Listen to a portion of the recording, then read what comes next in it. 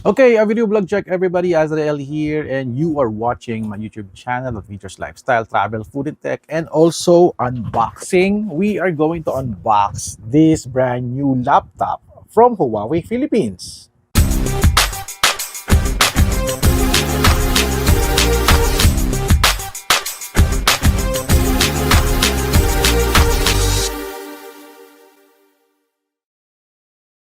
Right, another new MateBook, Huawei MateBook laptop from Huawei Philippines. So this is the Huawei MateBook D14, a new model for this year 2023, and it's part of their family laptop series, and we are going to unbox it. I-unbox natin to, try natin because I am a Huawei MateBook D14 user, yung 2021 version, and I'm super love the technology of this MateBook at sobrang napagaan ang aking content creation. Mabilis ako mag-edit, mabilis ako mag-upload. All of my work are being edited using a Huawei MateBook D14. And for this time, we are going to unbox and test the 2023 edition. Okay? Before I unbox it, syempre, ito na yung ating parang magpa-press con tayo. Let's discuss the tech specs of the Huawei MateBook D14. Alright, let's do this. Okay guys, ito yung tech specs ni Huawei MateBook D14. So meron siya, for the display, meron siyang 14 inches na Huawei full view display at gumagamit siya ng Full HD IPS anti-glare screen. Kumbaga wala daw glare yung kanyang screen. At ito ay meron 90% screen to body ratio with the resolution of 1920 by 1080 pixels at ang aspect ratio niya is 16:10. So rectangle, hindi siya square. So maganda yung setup nito. At meron siyang 45% NTSC at 1200:1 contrast at 300 nits na maximum brightness. At gumagamit siya ng dual eye protection at syempre meron siyang TUV Rainland low blue light and DC dimming flicker free accreditation. So hindi siya masakit sa mata at kahit hindi ka na magsuot ng anti-blue light glasses is pwede na to sa iyo. For the CPU, gumagamit siya ng Intel i5 1240p 12th generation. Kumbaga Intel i5 na siya, 12th gen. So kahit 11 gen mabilis na rin, pero mas pinabilis nila pag naka i5 12th generation kasi yung aking MateBook kasi naka 11th gen. So, ayun siya. So, ngayon, this times 12 Gen i5. Super bilis na rin din to. Dito ako nakakapag-render ng mga videos and also gaming na rin din. For the memory, itong variant na nakuha ko, it's a 16GB of RAM at 512GB SSD. Yes, 16GB of RAM yung talagang aking preferred for the memory ng isang MateBook. Nakapag-try na rin ako ng mga 8GB of RAM. Okay naman din siya. Pero mas gusto ko yung 16GB of RAM. Talagang sulit na sulit talaga sa mga workload ko if I'm doing editing. For the camera, isa lang naman camera nito yung naka sa may keyboard. Ito ay 720p na HD camera. At for the battery specs, gumagamit siya ng 56 WH na battery at saka 65 watts na power adapter. At pag sa battery niya, 1080p video playback, kaya niya ito 13 hours. For web browsing, 8 hours kaya niya. Heavy office, 6 hours. Ayan yung mga nagtatanong palagi kung gaano ba katagal yung battery niya. Kung magawa kayo ng mga office work or nag-YouTube kayo, nag-work kayo, nag-check kayo ng email or Facebook, 6 hours yung battery life niya. Tapos for heavy office, 6 hours nga. Tapos standby is 13 hours. Kasi kahit naman naka-standby meron naman to parang yung pag di mo ginagalaw, mag-auto standby naman din siya. For other specs, itong Huawei MateBook D14, gumagamit siya ng isang USB Type-C port at isang 2.3 Gen 1 na port at isa pang USB na 2.0 port. So dalawa yung kanyang USB at meron siyang HDMI port, isa lang. At saka isang 3.5mm na auxiliary port for your headphones and microphones. At ito yung pinakamagandang technology nga Ngayon, si Huawei MateBook D14, meron siya na tawag na Wi-Fi Metalin antenna for ultra long distance and fast connection. So, mas pinaganda nila yung Wi-Fi niya. So, kahit malaylayo yung inyong yung router nyo, mas papapabilis pa niya, makakapag-connect siya ng walang problema. At gumagamit din ito ng Bluetooth 5.1 para ma-connect mo yung inyong mga devices. Alright? So, meron din siyang fingerprint scan para ma-unlock. Ito yung pinaka-gusto kong technology for the Huawei MateBook. No? Parang yan mo lang yung finger mo, mag-unlock siya. Siyempre, i-enroll mo yung fingerprint mo and also your, kumbaga, yung pin code nyo. Mamaya sa installation, papakita ko sa inyo kung paano i-set up yon. For the features, gumagamit siya ng super device for collaborative, para makipag-collaborate sa inyong mga phones. So, kahit nga MatePad or yung mga Huawei phones nyo can do a screen collaboration. Kung baga makakontrol nyo yung phone nyo using your laptop. Ginagawa ko yung parang transfer ako ng files or browsing. So, Huawei device lang ang pwede rito, guys. Tandaan nyo. Tapos meron siya tinatawag na smart conference features. Itawag nilang quiet space mode. Okay, for conferences, para hindi maingay, masagap niya is yung mga voice lang talaga. At meron siyang voice enhancement technology. Sabi dito, whether is it wireless or wired connection, it can reduce the impact of ambient noise around the meeting speakers and equips users for different meeting scenarios. So, sabi ko kanina, it will just pick up the voice dun sa conference na yon. At syempre, yun siya natawag na Super Hub for seamless and simple file transfer. Ito yung mga ginagawa natin, no? Makakapag-transfer ka ng mga files or mga images pag gumagamit ka ng mga iba't ibang klaseng apps para siyang screen collaboration na rin din. At meron siya tawag na Huawei Shark Fin Fan. Sabi ito, features thinner blades of 0.2 mm. It greatly improves overall heat dissipation and boosts the performance of the device. Subok na to, maganda yung kanyang Huawei Shark Fin Fan. Very quiet. Pero syempre, pag magre-render ka, may marinig ka ng parang noise ng konti. But ngayon, mas quiet na siya ngayon. So, hindi siya nakaka-istorbo like other laptop na talagang super lakas ng fan nila. For the body, isa lang nakuha lang natin. This is the, ano bang body to? Mystic Silver. Ang body lang niya. Yun lang naman, Mystic Silver na naman niya. At ang SRP niya, out na siya sa market. Ang SRP niya for the 16GB of RAM, 512GB SSD, ang SRP niya is 44,999.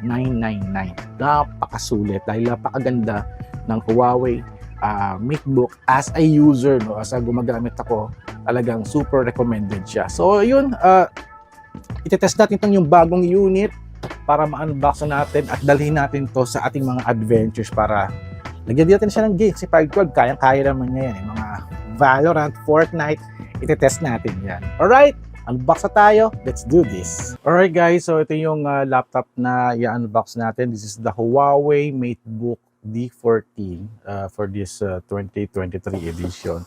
So I got the Mystic Silver 16GB of RAM at 512GB of SSD na meron siyang Intel Iris Xe graphics at Windows 11 siya. i5 12 Gen. So open ko na to, no.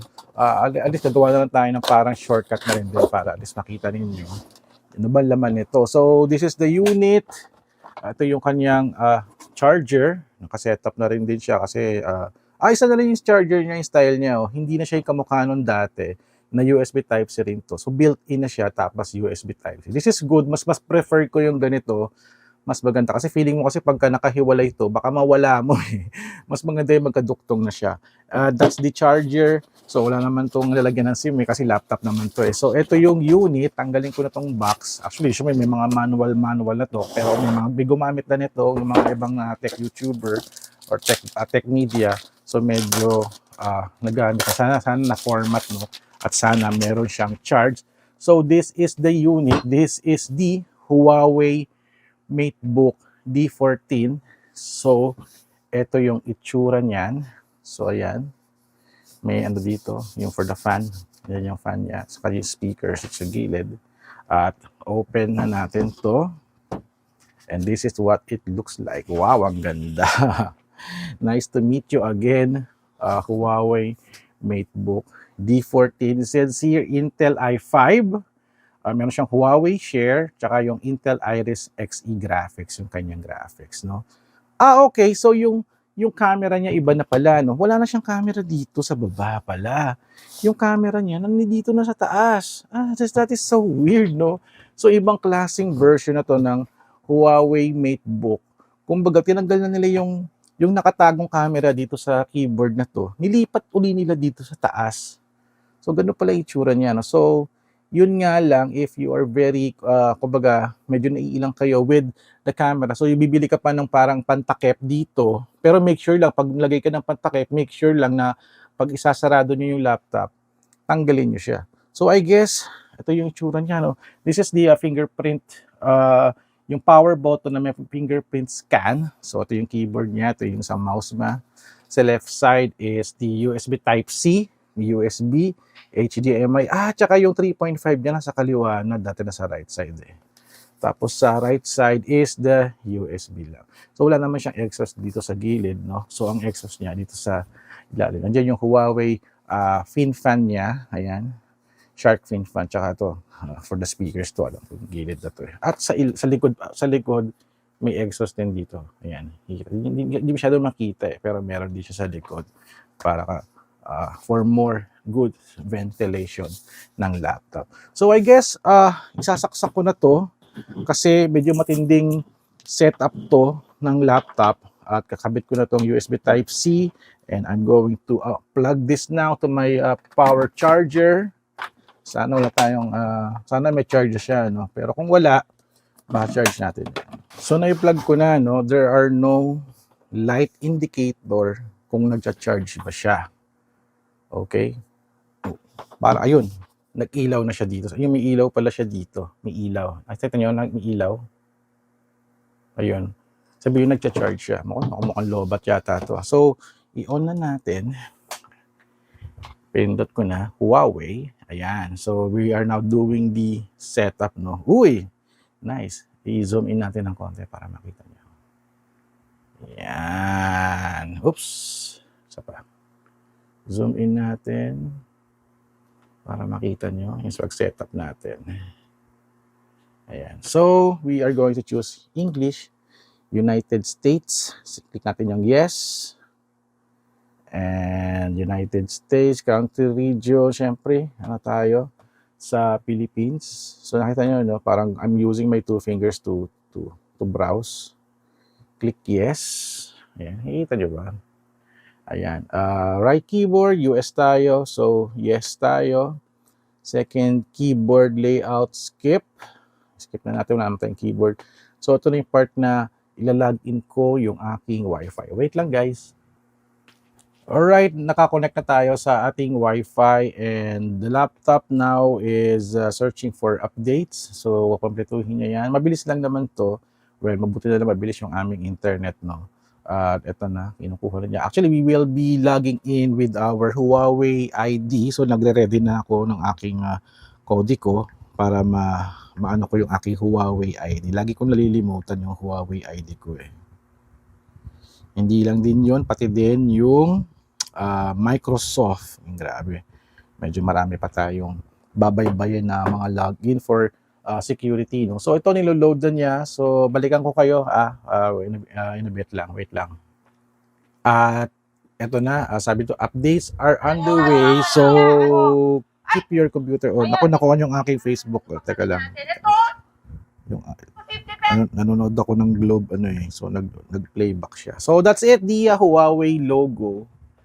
At antayin natin, no, yung ating massive update. Ganda ng mga pagka-Mystic Silver niya. Mas darker siya kaysa doon sa aking silver din na laptop na MateBook D14 din ng 2021 edition. So, mas maganda to ngayon kasi naka-Windows 11 na siya. So, let's accept. Click natin yan. Accept natin. So, name your device. Lagi ko na lang is Azrael MateBook D14. Hindi kasya. MateBook na lang. Ayan, kasya naman. Azrael MateBook. Click natin is next. Just a moment. Ito na ata yung magla-login tayo. I think so. Kasi kailangan mo kasing gawin yung mga login para for security, no? So, we are now waiting.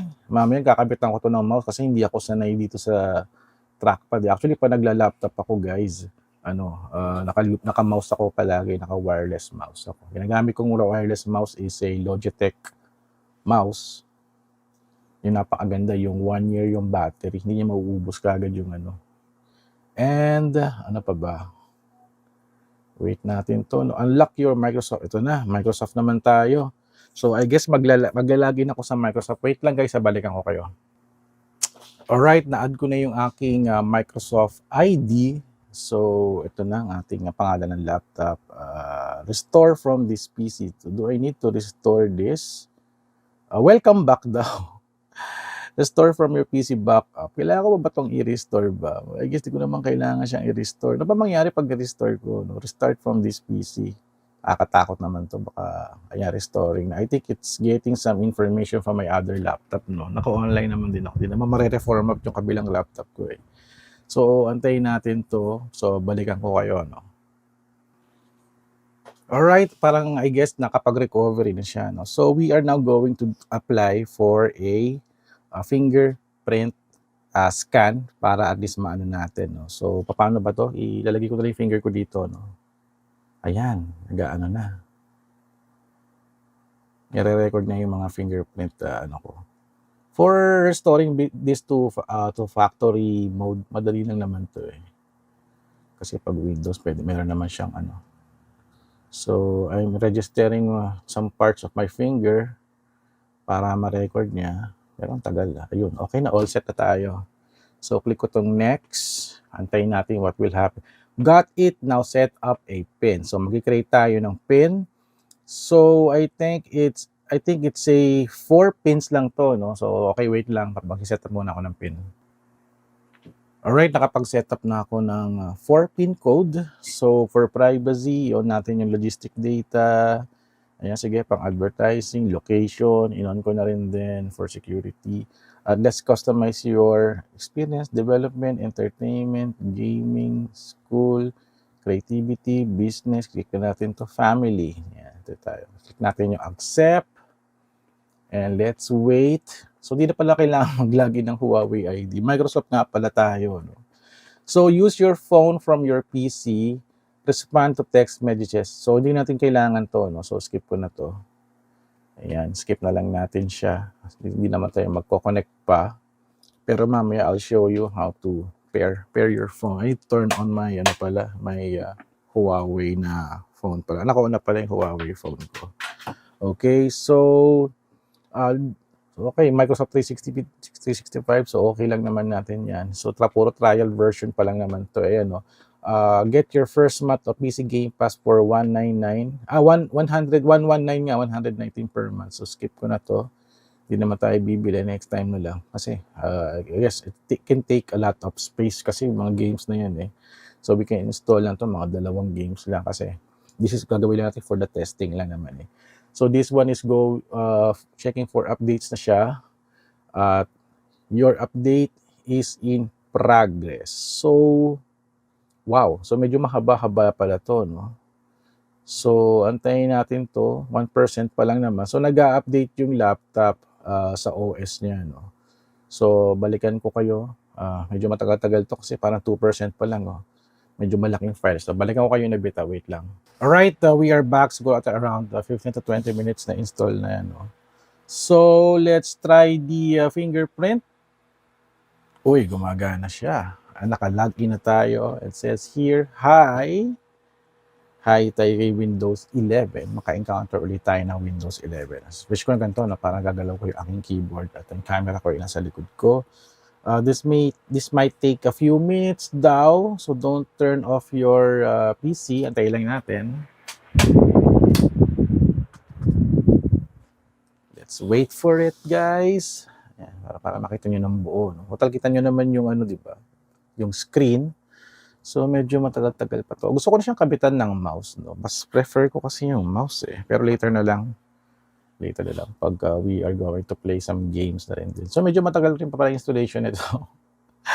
Balikan ko kayo ulit. Wait lang. Pause ko muna to. Wait lang. And we are back. Wow.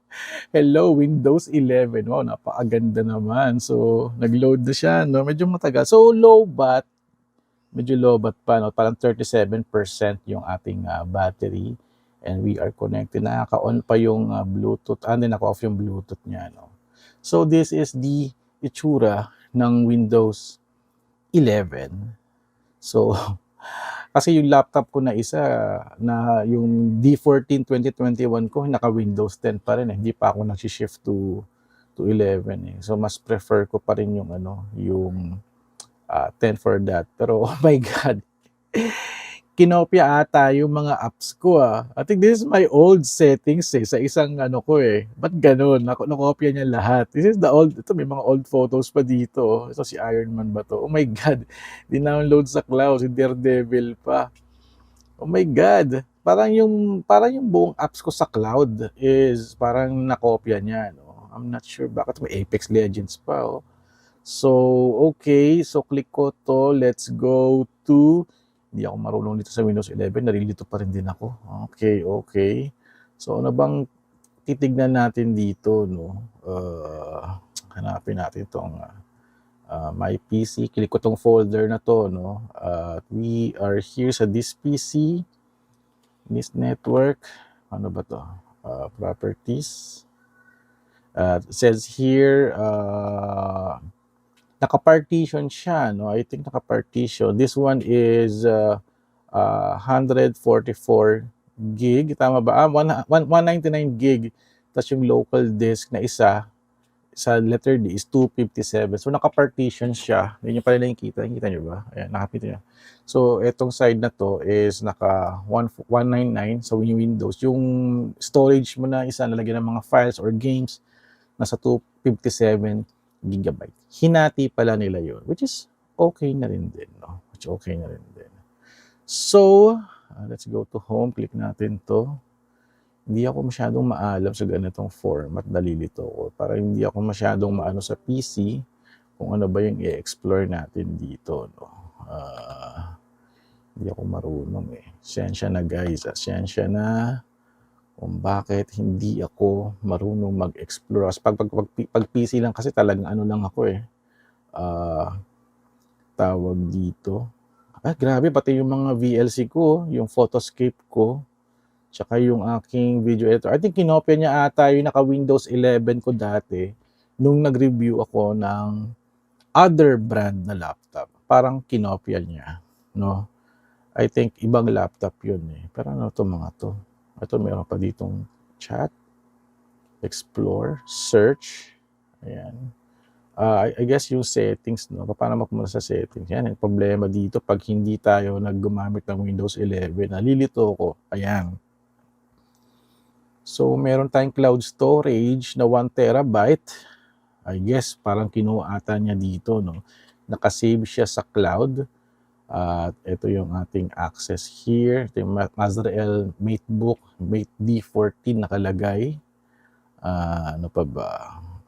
System. Let's click the system. Ayan. Tinker natin to. About. Ayan. So, 16 gigabyte of RAM, it says here. Zoom natin para makita nyo. No? Ayan. 16 gigabyte of RAM. 12th generation i5 Intel, tapos 16-bit at ano to, Windows 11 nakalagay dito, Windows 11. So ayan siya. So ayun. I guess let's go. Check natin yung ka-Wi-Fi siya, no? Wi-Fi is 2.45. Check natin, browse natin to. Ayan. Zoom out ko na lang konti, no? Para makita niyo yung buong laptop. Ayan. So, parang ayaw magpa-Google Chrome. Sige, bahala ka dyan. Continue ta. Oh my God, pati yung mga folder ko, kinopya niya. So, okay. So, nakopya niya pati yung mga folder ko dito. No? Parang galing. Updated ba? I guess it's updated eh. So, I think hindi pa naman nakalagin sa aking Google. Azrael Coladilla. Ayan. Oops. Check natin ito dito. And let's find a music. Wow! Ang ganda ng screen. At naka-HD tayo. 1080p. Medyo naglo-load pa lang siya yan. Okay na. Wow! Super linaw. This is my video in Misamis Occidental. Wow, panalo, panalo, panalo, panalo. Ano pa pwede natin mapanood dito? Siyempre, walang kamatayang Blackpink. Blackpink music video. Ito, nga lang problema, pagka is merong ads pa rin din. Ayan, check natin. I just wanna see the resolution. No? So, hinaan ko na lang din siya. No? So, ito yung tsura niya. So, for the, lapit ko yung for the control natin. No? So, this is the brightness. Ayan, lalabas yan dyan. Ang galing, pagka Windows 11, doon na malabas yung settings niya. So, linawan natin. And this one is the volume. Ayan. Since nakamute naman tayo, no? Hindi ko na kasi mga copyright tayo eh. So, mute. May mute din siya. And unmute. Ayan. Kasi YouTube nakamute eh. So, itong gitna is, I think it's the Wi-Fi. Ito, parang, click nga natin to. This is the speech command. Okay, speech command. That's the speech command. Okay, natin kailangan yan. So, playback pa rin din siya. At mute button. Ayan, yung sa projector, Wi-Fi, print screen, Dell, ins. So, the usual keyboard style, no? Atik may tumatawag sa phone ko. Wait lang. So, alright. What else do we need to see? Pause ko muna to, no? So, pakita ko na sa inyo yung screen collaboration natin, no? Using the Huawei phones, tsaka itong MateBook D14. Ito na yung we're now connecting sa via Bluetooth muna tayo nag-connect, no? So, I think nag-connect na siya. So, here we are for the multi-screen collaboration. Ito na siya. Next. Get start. Ayun, na-clone na yung ating phone. Nakakabit na. So, kinabit ko muna siya via USB. USB. Kahit tanggalin ko to, nag-connect siya via USB. Pero pwede naman siya via wireless. Kung magwa-wireless ako, I need to click this. At tapat ko lang siya dito. At magko-connect na siya. Multi-screen collaboration. Ayan. Nasaan na yan? My phone. Ayan. Lumabas na yung notification. Let's click connect. At magko-connect na yung phone ko. Always allow. Click natin itong always allow. And here we go. Ayun na. Yung ating phone. Lumabas na. Kumbaga na-clone siya. Na-clone. So I can turn this off. Pag pinatay ko pala, mamamatay din pala yung So, i-turn on ko lang yun. Pag kami na-maximize ko, I can now browse to my phone. Ayan. So, yun ang kinagandahan although in gallery, mag-view mo pa rin yung mga gallery. Ayan. Yung mga pictures ko yung sa phone ko. Ayan. Puro buwan. May smartwatch. Ayan. Para ka lang din nagsuswipe. Pati rin yung mga yung mga videos, pwede mo rin siyang navigate. So, ayan. So, that's it guys for our Huawei MateBook D14 laptop unboxing at first impression. So, gumagana naman siya. Wala namang problema. Nung una, nalimutan ko lang siya kung paano siya i-set up. But this time, nagawa natin. Kinonect ko muna siya via Bluetooth and then it's okay na. Alright, so thank you guys for watching. So, don't forget to subscribe, like, and comment. And I'll see you guys at the next video vlog unboxing adventure. This is the Huawei MateBook D14 with an SRP of 44,999. So go check it out. This is the Intel 12 generation, Intel i5 12 generation, 16GB of RAM, 512GB SSD. Napakaganda. This is already for me, it's a powerhouse. Marami na ito nagagawa at I'm very happy with its performance. Ayun. So, close ko na to, no? So, that's it. Kita-kits sa next unboxing, guys. So, thank you rin kay Huawei Philippines for lending this. Alright.